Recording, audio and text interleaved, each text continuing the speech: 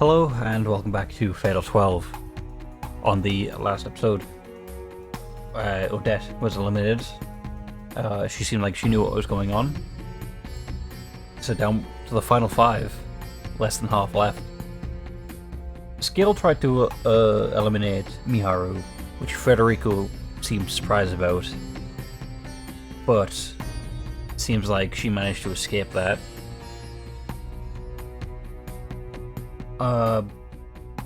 Yeah, so still got the 3 perspectives we usually watch from.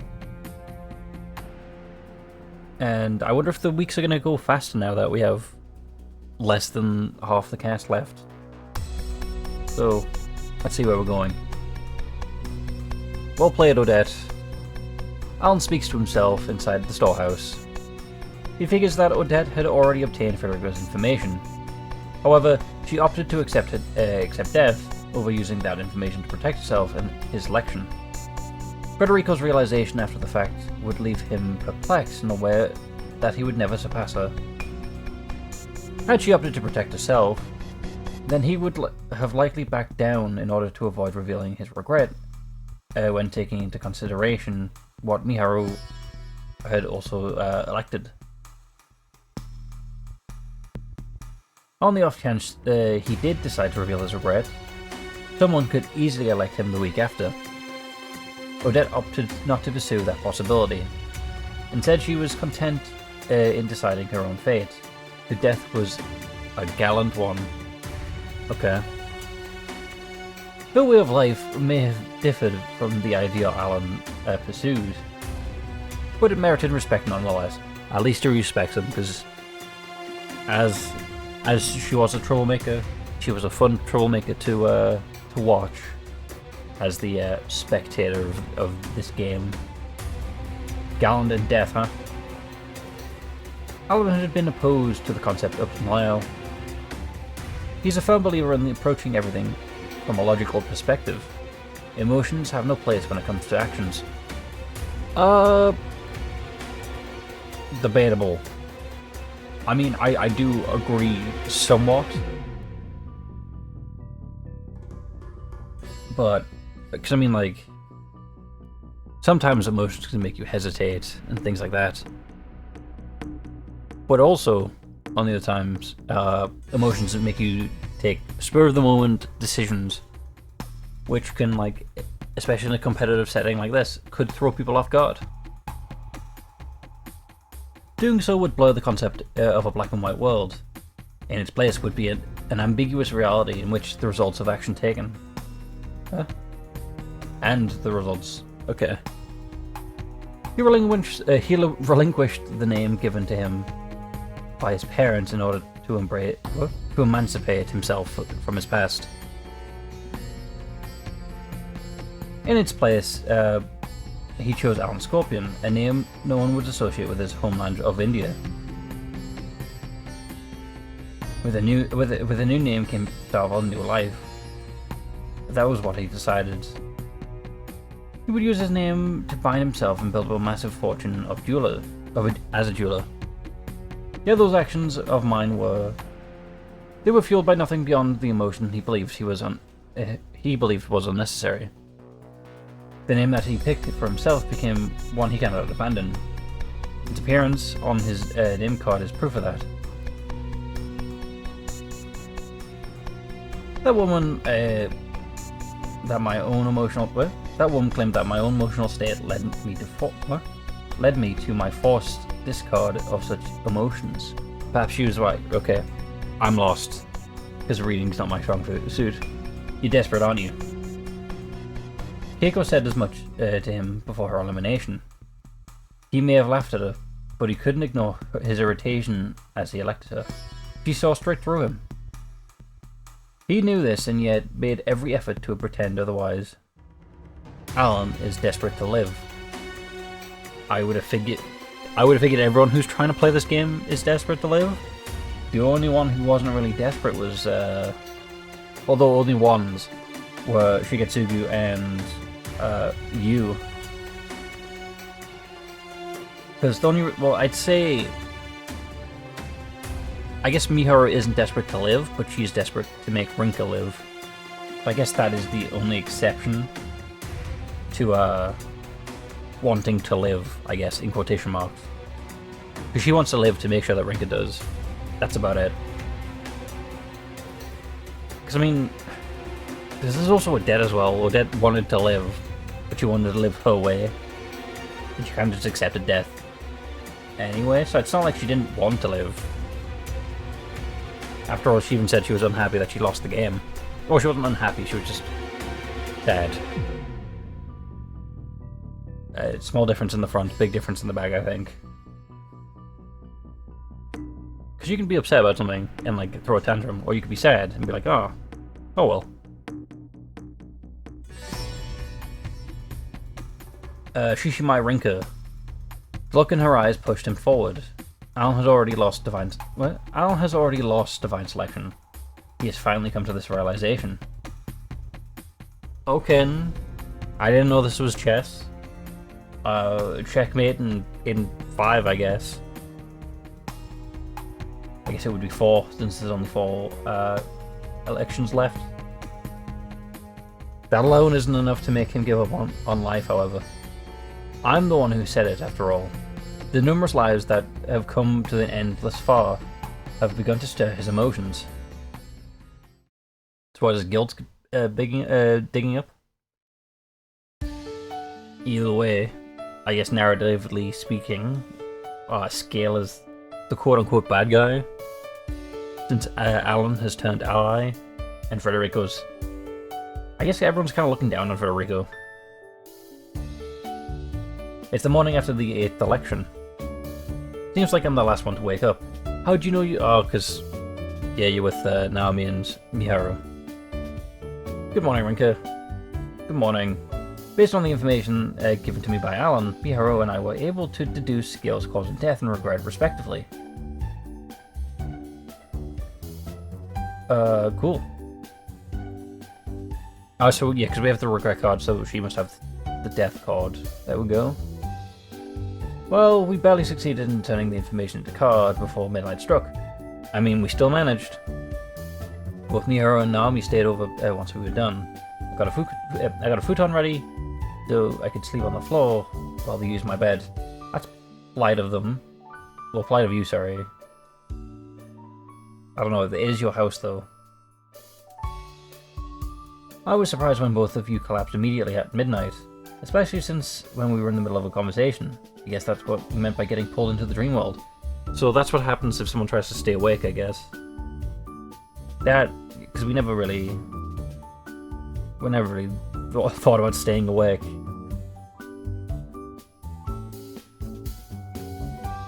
At least you looked like you were sleeping soundly. Part of me was worried that you might have been tossing and turning, like you were struck with... What? Part of me was worried that you would be tossing and turning, like you were stuck in a nightmare. Of course, nothing was more than a relief than knowing both of you made it throughout the night. I mean, you wouldn't really know that Miharu or Rinka... Well, I guess, you know... You wouldn't know if Miharu. You would know if Rinka, because you wouldn't... Well, you wouldn't know. Because you just wouldn't wake up together, so you wouldn't have to be in that situation anyway. Sorry for making you worry, I gotta say. I never thought too much about what happens to our bodies when we go to the Court of Fate.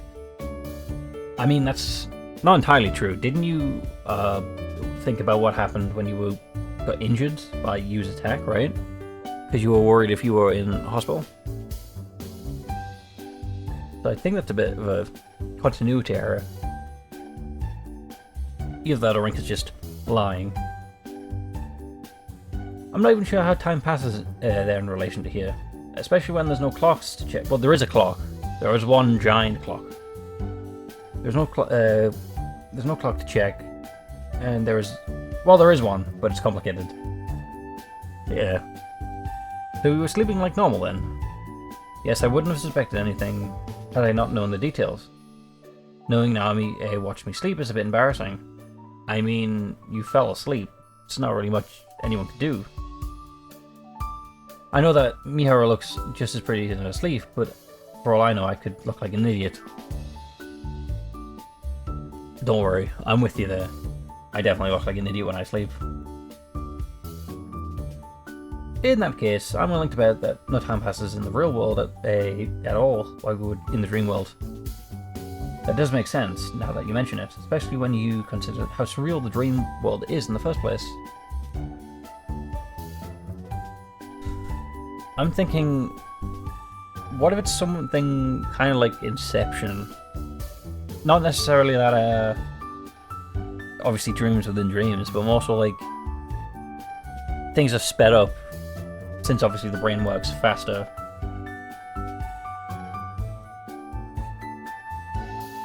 Maybe? Well, I doubt anything Naomi could do would interfere with the Divine's election. But maybe she could interfere with people a little bit, like, I don't know, playing music, maybe? That only one person hears. It's a dumb thought, and not really helpful in this situation, but maybe. We agree with one another, but that doesn't mean we're right. Granted, it's hard to know when we can't directly compare the flow of time between both worlds. True. Well, it's true, we can't really keep count unless someone suspends the entire election counting. Either way, I'm so glad you're back. I'm so glad you came back Saturday night, Rinko. I take this moment to recall we learned yesterday. Skel Johnson studied graphic design in university while learning photography on his own time. Okay. Spent a few years working for the newspaper after graduating before he quit and became a freelance cameraman, a paparazzi rather. Apparently there's plenty of money to make from snapping photos of celebrity scandals in America. I'm honestly surprised we figured out his regret first. It seemed like the most difficult based on what we knew from my card. Well, yeah, gold medal. I'm assuming they're not going to tell us. Well, it would also explain his way of getting information. I mean, working on Alan makes sense because he's a celebrity. Federico would also make sense because he's a criminal, specifically a mafioso. But he did get information on Miharu and Rinka. It was easy to assume he wanted to win a gold medal related to his old job and graphic design. Erasing one's past is no simple feat. Everything started to make sense once we figured out that he was taking photos of sports-related clubs during his college years. Okay, then. Okay. Especially once we coupled that with the fact that Rinka learned from Alan Scorpion about his work as a sportsman cameraman a few months before becoming a paparazzi. His photographs were rarely used based on what we looked up, so he likely didn't make much of it, or make much from it. That's where Rinka quick thinking kicked in. It wasn't about the medal itself, but the sports aspect. Gil wanted to capture the moment someone won a gold medal in the Olympics. Plus, he wanted that photo to be used in the newspaper with national circulation. The fact that it's become his regret means he still hasn't given up on it. I'm not sure what piece of information was the most vital, considering just how much what we strung together. Regardless, his regret appeared in Mihiro's card book. I would imagine... What would his cause of death be then? If he's a paparazzi, maybe he took a picture of the wrong person, they didn't take kindly to it, and they got killed him off? Is that why he's with Federico? Did his mafia buddies kill him? His cause of death is when things got tough. We never would have figured it out based solely on Alan's information. Miharu still would have been able to protect herself by this point because she had already had his cause of death card, but we didn't stop there. I wanted to know all his information too, just in case. I'm going to need it at some point, or rather, anyway. It really was down to the gut feeling once we learned about those other paparazzis that died in the accident during the car chase. Okay. Reckless driving. Things really do work out in a whole different scale. What? Things really do work on a whole different scale abroad. No pun intended. More importantly, it's a pun, but it got me a bit. More importantly, we were able to figure out who Skill was targeting by the photos. Well, credit to him. The actress he was chasing was caught in a scandal and had photos of it taken by another paparazzi, who died during the chase while Scale was in Japan. That and the fact that it happened during the surprise election served as the final puzzle piece we needed. None of it was a mere coincidence to me. Naomi and Mihiru both waited for me. My being able to bargain with Alan, and most importantly Mihiru, not backing down against Odette.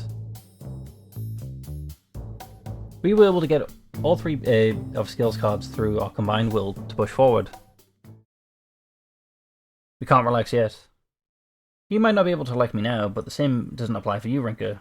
You can't let him get any of your info. I'm going to elect him next time, but doing so could lead to my own death if he manages to defend himself or elect me in turn. The issue here is it entirely possible he'll be able to gather all the information he needs. Is it possible for you to stay with your gran until Scale is eliminated, perhaps? I would assume you'd be safer that way. I thought as much too, but Scale shouldn't have any issues finding both this place and where my gran is staying, so I don't want to risk getting involved. You don't seem aware of this, Naomi, so let me make it clear. You should watch yourself as well, especially at night. Don't walk around alone, no matter the circumstances. Yeah, because if one of those get eliminated, then reality is going to change so that she walked around alone. Therefore, anyone could kidnap her or worse. To be fair, we'll just leave it to worse.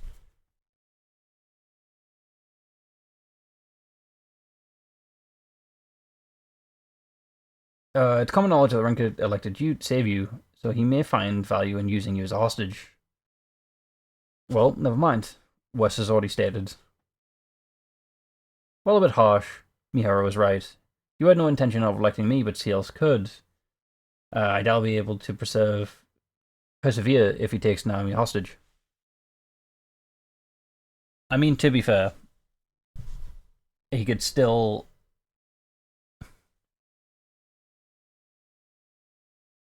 I'm just trying to think.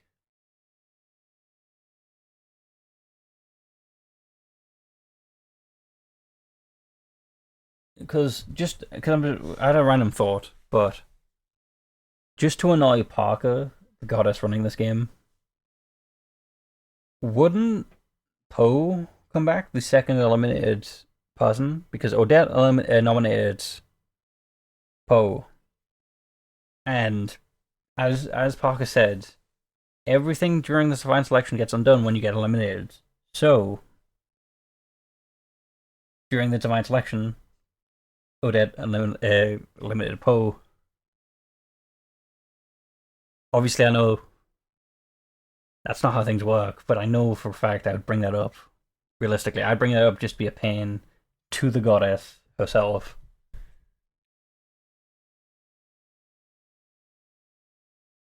That's probably just because I'm a bit cheeky, to be fair. Anyway, Naomi nods, visibly shaken. More importantly, seeing Miharu protect herself from Scale's election finally helped me realize that rule could just be what we've been looking for. Should someone successfully protect themselves from an election, neither participant can elect one another. Basically, if the current participants all elect one another, then there won't be any other options left. Couldn't we all get to survive if that happens? So, okay, so it is a permanent thing, not just a one-time thing.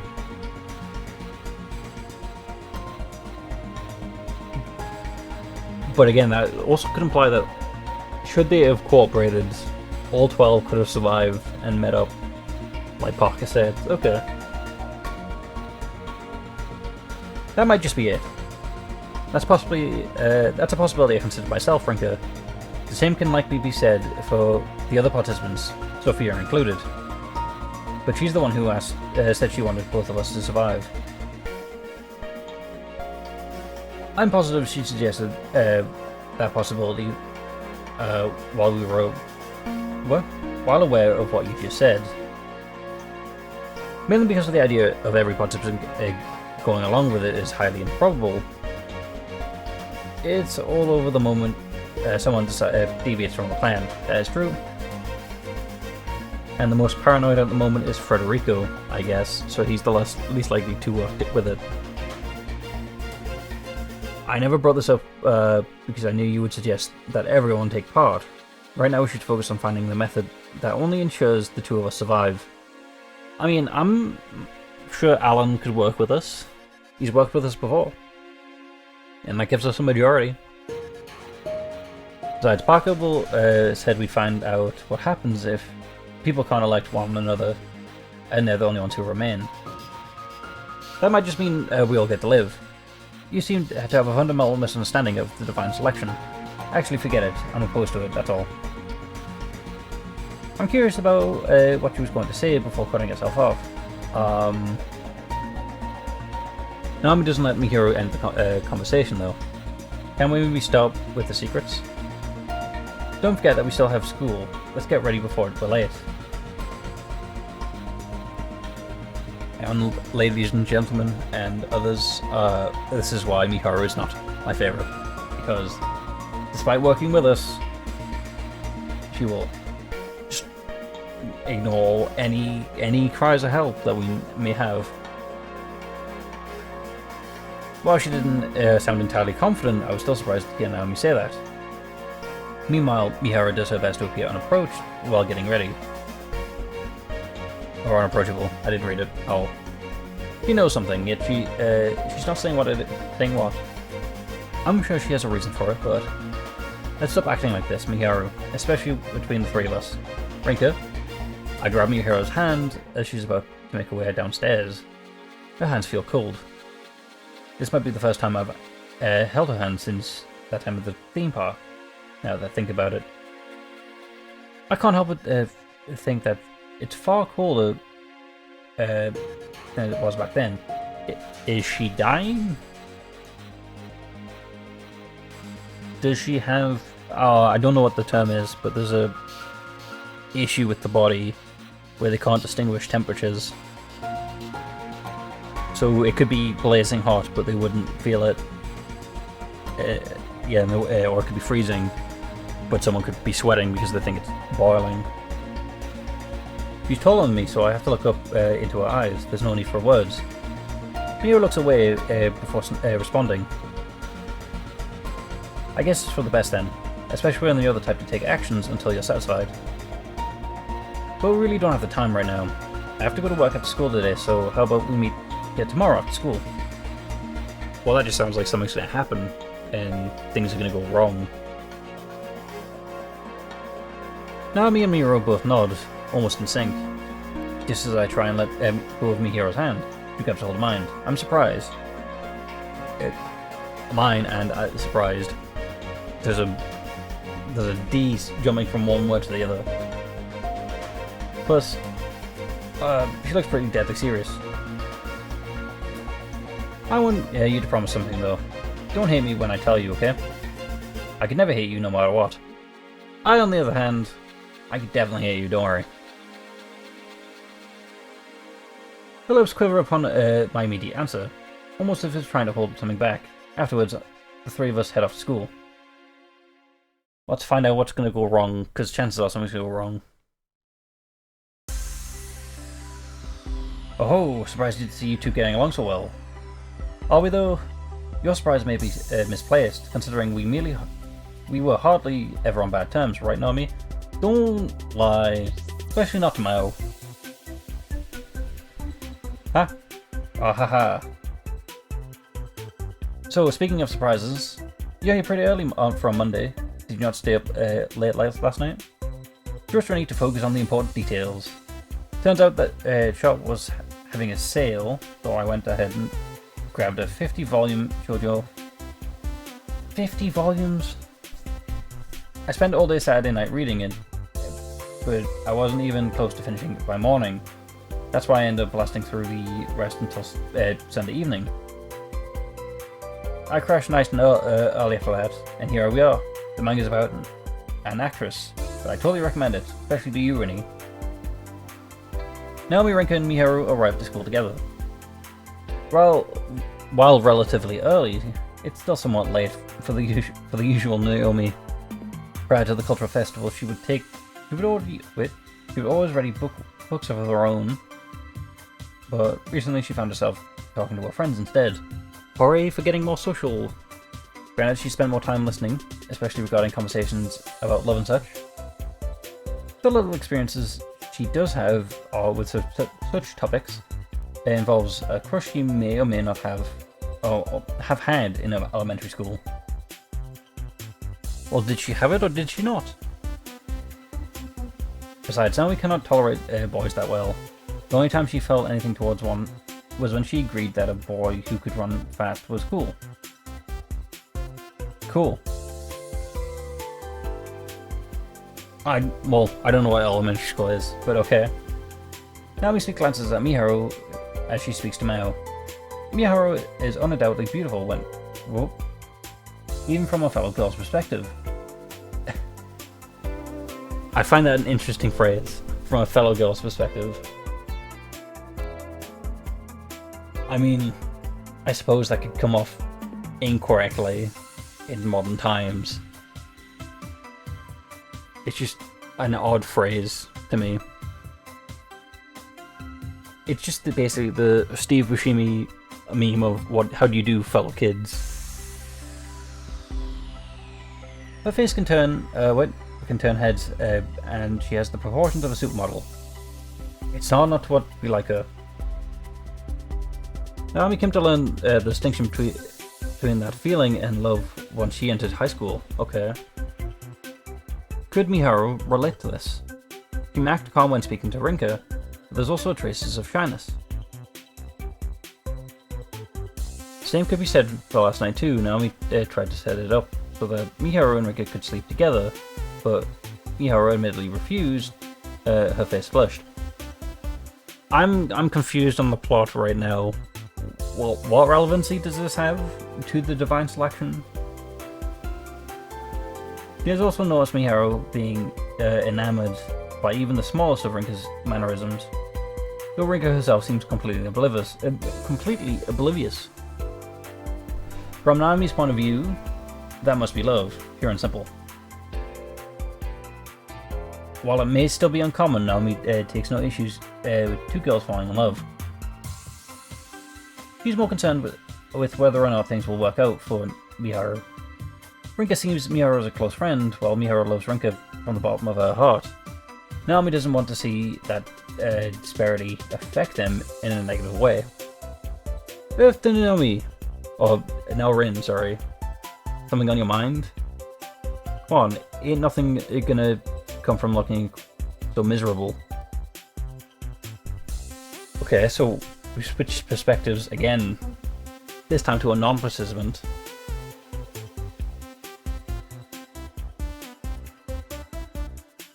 Honestly, when it comes to this side of the game, the romance side, just plot me with Mao and just like have both of us not involved. We're just here to have fun, make people laugh. This is why Mao is the best character, in my opinion.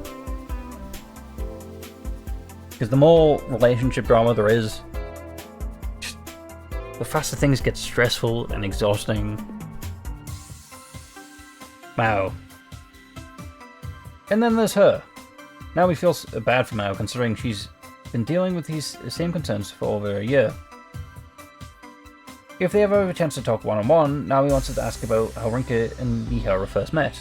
But at the same time, she figures that not knowing what it's like to love someone is akin to not understanding most emotions felt in the world at large. Not really. I don't think.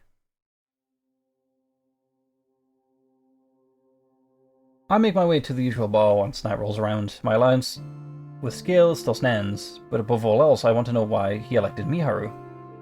The booze is getting to me a lot more than it usually does tonight. I didn't even bother to eat or pre-game either. I just jumped right straight to whiskey. Should I congratulate you on eliminating Odette? Scale sounds more arrogant than ever. He's always been like this, now that I think about it. You mind explaining why you elected Miharu? Sorry for not talking to you about it first. You're aware of how dangerous she is, aren't you? Dangerous, huh? I find her pretty interesting. I wanted to spend a night or two in bed with her as well, but the idea of her being dangerous never crossed my mind. Excuse me, sir. Don't think she's old enough for you. I'm gonna have to ask you to take a seat.